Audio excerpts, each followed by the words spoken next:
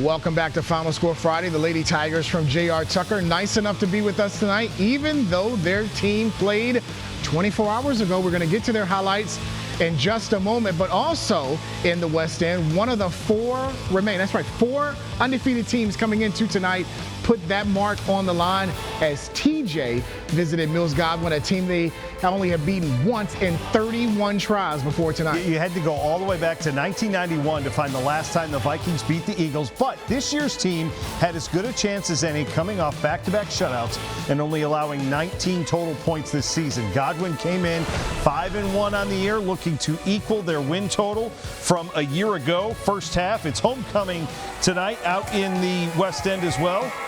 For the Eagles, first quarter, Daniel Viner is going to go across the middle. This is a nice pass in the soft spot of the zone. Nice. Finds Tucker Washburn on the 18-yard touchdown pitch and catch, and it's 7-0 Eagles. After a Viking turnover, Viner trying to get more. He goes up, but he's going to get picked off by Terrell Clark, who makes the acrobatic interception that led to a Henry Gingras field goal. It was 7-3 TJ at the half, and they came back in the fourth quarter of this game. They were down and came all the way back. TJ gets the win. They improve to 5-0. They are 24-14. The Vikings get the win tonight in the West End over the Eagles. Believe the Vikings. Down to Chesterfield, where Midlothian hosted Richmond City, the school formerly known as George Wythe.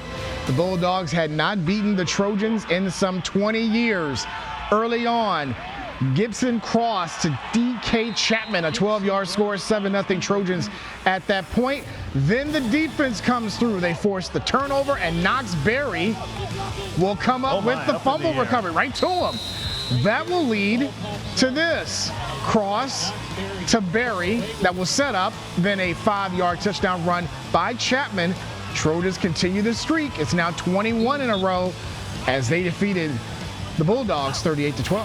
Over to Cosby, where the Titans hosted Powhatan. Cosby had won 2 straight, both by shutout, while the Indians lost 2 straight just last week alone. Amari Morris carries for the Indians, but he's going to fumble. And Chandler Smith recovers for the Titans. That set up a Reed Hill 11-yard touchdown pass to Kyle Fowler. Titans had an early lead. This was back and forth all night. Powhatan was once down 2 scores in this game, but they come back for the wild 33-32 win on the road. Powhatan knocks off Cosby. Big shootout there. Over at MONACAN, the Chiefs hosting Clover Hill, 2 teams in need of a win. The Cavaliers still looking for their first win under head coach Gerald Glasgow, of course, during homecoming. Chiefs up 18-0. Surprise onside kick to start the second half. The Chiefs would eventually recover, and that would lead to a Turner Johnson to Amir Duggan's 17-yard touchdown to make it 24-0 MONACAN. They hold on and get the victory over Clover Hill, 32-18, the final. One game from last night. Here are the Tigers. J.R. Tucker on the road at Deep Run. Each team looking for their second win of the season. Tucker off the Wildcat fumble. Kai Thompson is going to recover for the Tigers.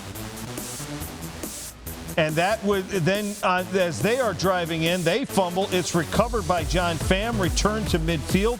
Wildcats had a 7-3 lead at the half, but it was all Tigers in the second half as J.R. Tucker pulls off the 23-7 win on the road at Deep Run to improve to 2-3 on the season. One more game to get to, and the rest of your scores, plus a very busy Saturday schedule as Final Score Friday continues.